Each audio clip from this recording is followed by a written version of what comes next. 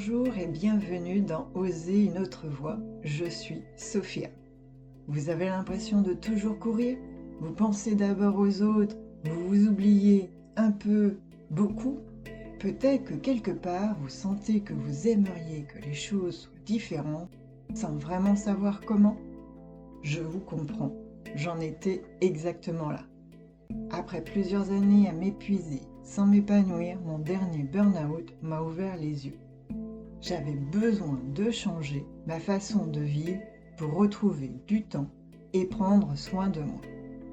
Aujourd'hui, je suis bibliothérapeute, j'accompagne les femmes à se reconnecter à elles-mêmes, souvent grâce aux livres, mais pas seulement. Dans ce podcast qui paraît désormais toutes les 2 semaines, je vous partage mes réflexions, astuces, découvertes, parfois avec des livres, parfois avec des invités, et toujours avec cette intention, vous inspirer à prendre du temps pour vous et prendre soin de vous. Parce qu'une autre voie, oui, est possible, les possibles sont bien plus vastes que vous ne pensez. Alors, osons ensemble, explorons, avançons pas à pas, et je vous retrouve de suite pour un nouvel épisode. Bonjour chères audacieuses, comment allez-vous aujourd'hui? Et aujourd'hui, je vous propose une halte en gare avec un livre sur la médecine, mais pas que, et notamment sur le jeûne. Mais avant de vous en parler plus, comme d'habitude, commençons déjà par notre rituel du slow train. Montez dans ce slow train pour démarrer avec lenteur, faire une pause, une halte. Prenez le temps de vous installer confortablement. Regardez si vous devez ajuster votre posture, s'il y a des endroits qui sont tendus, crispés, douloureux. Si besoin, faites le scan corporel de la tête jusqu'aux pieds ou des pieds, de vos orteils jusqu'à la racine de vos cheveux. Et pour celles qui sont peut-être encore agitées avec une respiration difficile, saccadée, qui ont plein de choses dans la tête, je vous propose d'expirer, de soupirer, de lâcher. Évacuer cet air, lâcher un grand A, un profond A, afin de vous mettre en pause, de mettre votre corps en pause, ainsi que votre esprit. Prenez le temps. Voyez si votre respiration se fait plus légère. Et si besoin, mettez sur pause. Aujourd'hui, c'est encore avec un livre que j'avais envie de vous faire cet épisode, et surtout parce que j'ai pratiqué le jeûne et que ce livre en parle. Alors, le livre en question, c'est celui du docteur Frédéric Saldman, « On n'est jamais mieux soigné que par soi-même. La santé sans tabou » chez Plon, qui est paru en 2020. Et ce livre, il m'a interpellée de par son titre, mais on n'est jamais mieux soigné que par soi-même.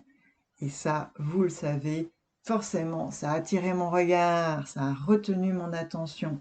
Je suis allée regarder ce livre, je l'ai lu, et ce qui m'a encore plus attiré, c'est le chapitre sur les jeûnes, et notamment le jeûne séquentiel, et il parle aussi du jeûne nu. Alors, pour ceux qui ne savent pas, comme moi je ne voyais pas la différence et je ne connaissais pas tous ces termes, le jeûne nu, c'est quand on fait un seul repas par jour, qu'il y a 24 heures d'espace entre les repas, comme soi-disant Bouddha le faisait.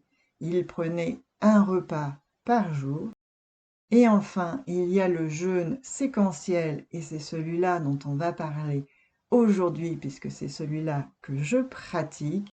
Et ce jeûne séquentiel, c'est lorsqu'on fait une pause alimentaire pendant 14 heures.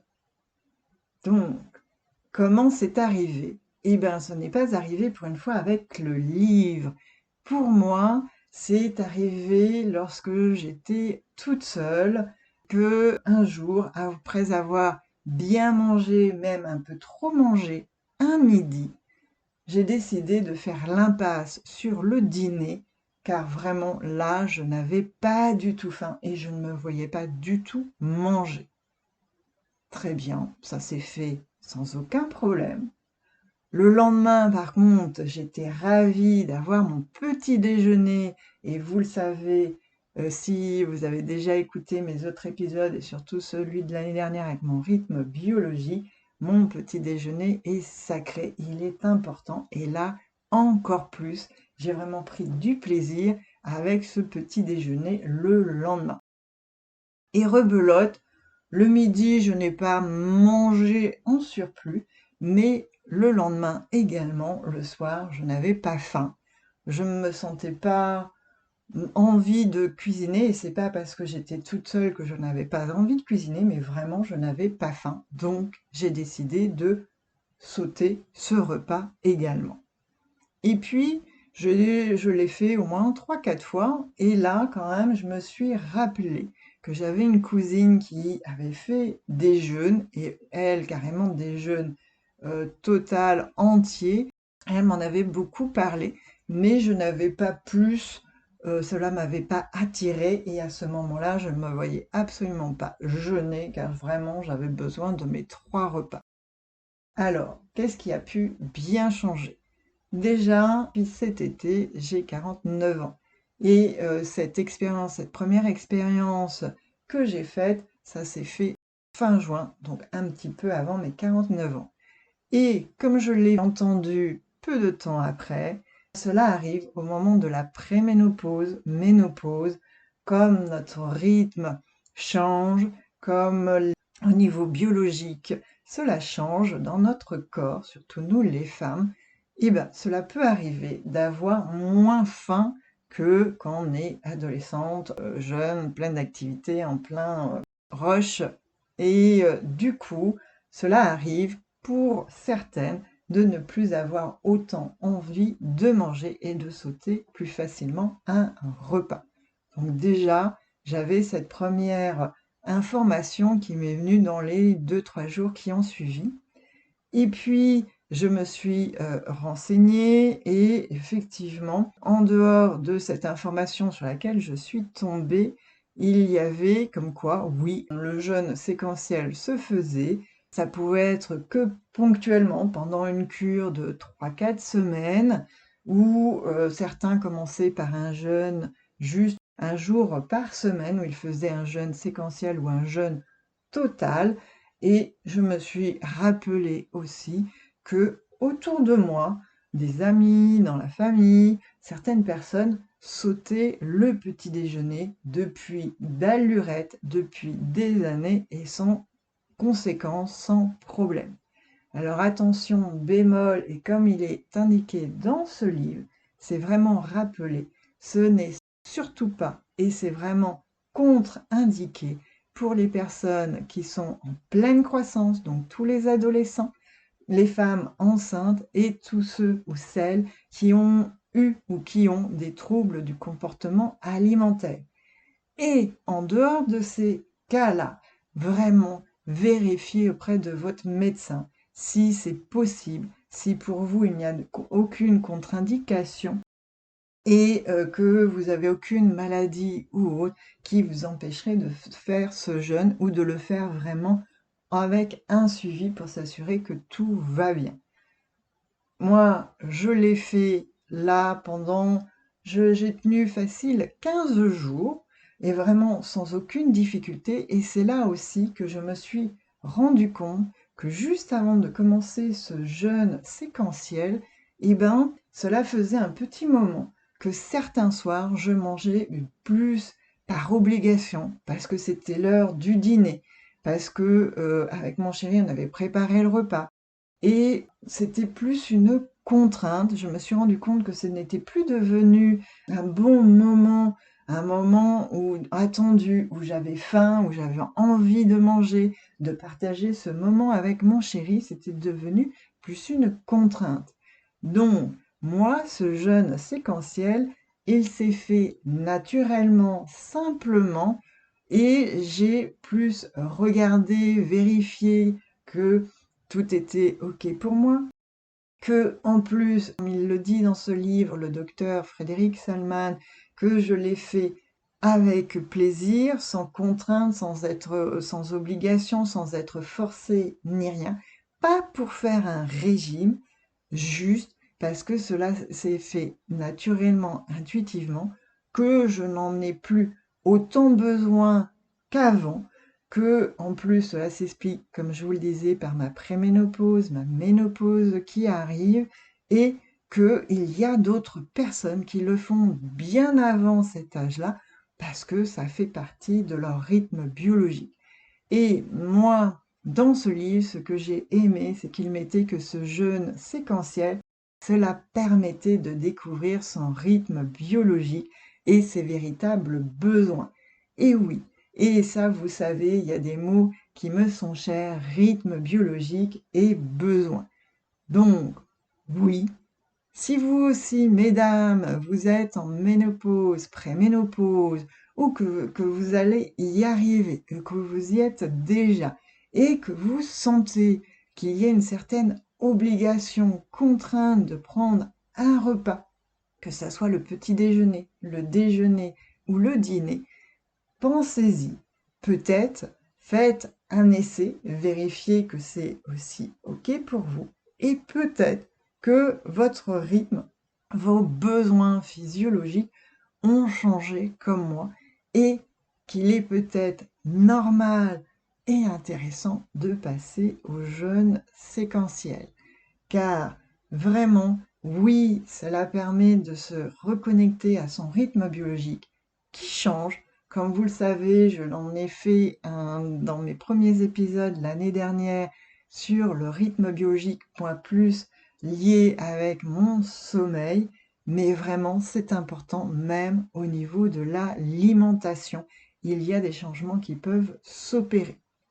Et si cela ne vous parle pas, que vous n'en avez pas envie ou que vous ne pouvez pas, ce n'est pas grave. Si vous ne pouvez pas, vraiment, faites attention, votre santé est votre priorité.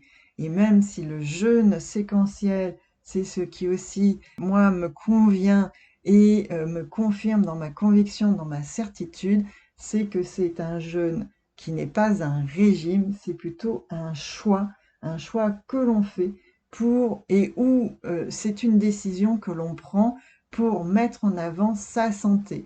Et vous le savez, pour moi, ma santé, prendre soin de moi, de mon corps, comme pour vous, où je vous incite à prendre soin de vous, de votre corps, et ben oui, cela me correspond, cela me convient, je peux le faire, et c'est vraiment ça le plus important. Ne vous forcez pas. Et si cela ne vous convient pas, si finalement vos 3 repas sont indispensables ou que vous ne pouvez pas le faire pour une raison médicale, vous allez trouver une autre façon de prendre soin de votre corps. C'est vraiment rester à votre écoute et chacun on a un rythme différent. Et là aussi pour la digestion, c'est vraiment très différent. Et là, j'ai vraiment appris, même s'il me semble avoir eu déjà l'information, mais là, c'était vraiment écrit et très détaillé, tout le parcours de la digestion et le temps qu'il faut, depuis l'estomac jusqu'à son l'évacuation de ce qu'on a mangé. Cela prend plus de 20 heures et encore, cela oscille suivant chacun, puisqu'on a des temps de digestion très différents et en plus qui vont varier aussi selon que l'on a mangé, si on l'a mangé avec envie et selon aussi à quel âge, à quel moment de notre vie nous le faisons. Donc, franchement, pour moi, ça a été une révélation. Ce livre est tombé à pic, comme toujours. et pourtant c'était juste pour un clin d'œil avec mieux se soigner par soi-même et qui finalement m'a convaincue, m'a permis de renforcer cette certitude que c'était bon pour moi, que je pouvais le faire vraiment en toute sécurité, parce que je n'ai aucune contrainte et que justement, c'est plus m'écouter, écouter mes rythmes biologiques, mes besoins et comme bienfait, cela permet de diminuer le taux d'inflammation et comme j'ai de l'arthrose, et ben, c'est toujours très bon d'avoir moins d'inflammation dans le corps. Cela permet aussi d'avoir un beau tour de taille et ventre plat. Alors pour le ventre plat, ce n'est pas, à mon avis, garanti, sauf si on fait des abdominaux et autres exercices pour le garder ou l'obtenir. En tout cas, le tour de taille, oui. Moi, cela me permet de garder poids de forme, mon poids idéal, car j'ai une tendance à plutôt prendre du poids, à prendre facilement du poids depuis mon adolescence et rien que dès que je fais 2-3 repas copieux sur un week-end, quand je vais chez mes beaux-parents, en famille et autres, je prends facilement 1 ou 2 kilos. Donc vraiment, moi, je dois faire attention et en même temps, vraiment, je le répète et il le dit bien, on ne fait pas un jeûne séquentiel ou nu juste pour, enfin, comme un régime. Cela ne doit pas être votre raison, votre priorité. C'est vraiment d'abord pour la santé et parce que c'est OK avec votre santé et parce que vous en avez envie, que vous pouvez le faire facilement, sans avoir faim, sans vous priver et sans avoir un ventre qui crie famine parce que vous le privez. Donc vraiment, ce n'est pas une priorité, le tour de taille, mais oui, je vous le confirme, cela aide à maintenir son tour de taille, son poids de forme. Le troisième bienfait avec l'inflammation qui est diminuée et le tour de taille, c'est la bonne humeur et cette envie et cette énergie que l'on a. En tout cas, moi, c'est vraiment ce que je ressens, cette bonne humeur. Et surtout maintenant, quand je fais mes 2 repas, mon petit déjeuner et mon repas du midi, c'est un kiff. J'adore encore plus ces 2 repas. J'y prends vraiment plaisir. Cela me met de bonne humeur. Et franchement, cela me manque absolument pas le soir. Le soir, vraiment, j'ai trouvé un autre rythme. Cela me permet de lire plus longtemps ou d'une façon plus sans coupure. Cela me permet de méditer et cela me permet aussi, parce qu'il y a pas mal de conférences, de masterclass ou de formations qui commencent à 20h et du coup, je peux les faire sans problème, sans contrainte ou sans être obligée de mettre le replay, car comme je ne dîne plus, je peux le faire. Et au cas où j'ai envie de manger, je ne m'en prive pas. Comme il le dit, il faut savoir aussi savourer, couper le jeûne si on en a besoin ou parce que j'ai eu tout l'été des événements. Il y a eu un mariage, il y a eu, bref, des moments en famille et je n'avais pas envie de ne pas être avec eux de manière conviviale et donc j'ai souvent dîné, mais juste 2-3 jours grand maximum d'affilée et donc c'était des interruptions au bout de 15 jours, 3 semaines sans avoir pris ce dîner et vraiment ce n'était aucune contrainte de, reprendre et ce jeûne je le refaisais avec plaisir, avec envie et lorsque je prenais ces repas, oui, j'avoue, je me sentais plus lourde le soir. C'était, voilà, mon corps avait un peu plus de mal, mais je faisais attention. Je mangeais moins puisque effectivement mon corps, je l'avais habitué et il s'était habitué naturellement sans se forcer à ne plus manger, ce qui lui convenait beaucoup mieux. Et parfois, même si j'avais des invités ou des personnes, je suis restée à table avec eux sans manger en prenant juste mon thé et ma tisane sans sucre Ah oui, parce que bien sûr, lorsque vous faites un jeûne séquentiel, il faut vraiment rester à jeun pendant 14 heures. Et du coup, ce qui nous est seulement permis, c'est de boire de l'eau, des tisanes, du thé, sans sucre ni édulcorant et rien d'autre pour vraiment mettre au repos notre corps et permettre une digestion plus facile et plus facile et de pouvoir vraiment reposer ce corps. Donc il faut absolument rien rajouter à l'eau, au thé ou aux tisanes. Et du coup, ça me permettait alors forcément, c'est pas le premier jour. Les premiers jours et la première semaine, quand je suis revenue avec mon chéri, oui, je, m'enfermais dans ma chambre, je ne restais pas avec lui à table, car j'avais peur que les odeurs mais là aussi, c'était une peur, une croyance, que les odeurs allaient m'attirer, me donner envie de manger. Et finalement, petit à petit, ça s'est fait sans problème et j'ai pu faire certains dîners sans manger moi de mon côté. C'était un peu curieux, mais je l'ai fait avec des personnes qui pouvaient complètement l'entendre et j'ai pu partager la soirée avec eux, juste avec ma tisane ou mon thé. Voilà pour moi comment ça s'est passé et ce qui permet aussi comme autre bienfait, c'est l'anti-âge. Alors pour l'instant, honnêtement, je ne vois pas de différence sur mon visage et surtout cela permet aussi de faire de la prévention pour le diabète de type 2. Donc voilà, il y a quand même des bienfaits comme toujours, c'est pour ça que on en parle beaucoup, on en entend beaucoup parler, mais je vous le répète et je n'insisterai pas assez, comme disent les médecins, faites attention, vérifiez avec votre médecin si c'est OK, car vraiment ce n'est pas fait pour tout le monde. Et même si vous voulez le faire en test, vous pouvez le faire sur 1 ou 2 jours pour voir déjà ce que cela donne. Faites attention, écoutez-vous. Vous avez vraiment besoin de vos 3 repas, prenez-les. Diminuez peut-être plutôt la quantité que le nombre de repas.